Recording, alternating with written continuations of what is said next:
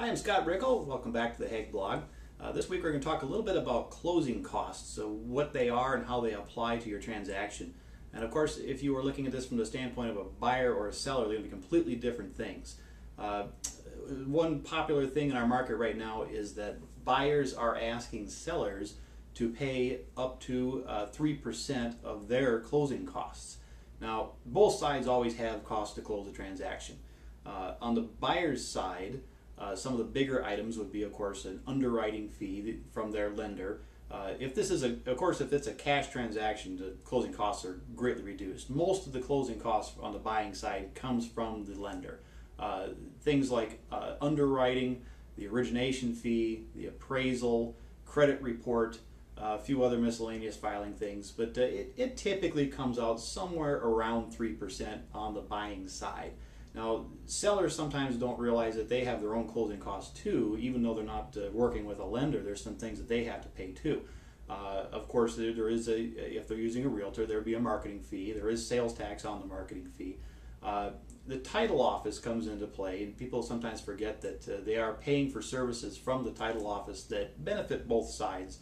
Oftentimes, at least in our market, you'll get an offer that will list some of the closing fees to be split 50-50.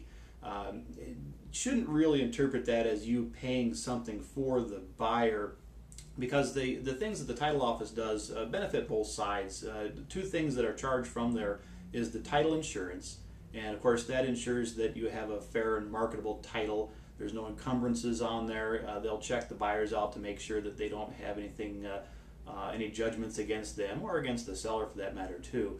And then of course they charge a paperwork fee or a closing service fee for their work that they do at closing time. That's when you go in and sign all your paperwork, and you're there for half an hour doing all the signing. That's part of their fees. They do some filing for you too.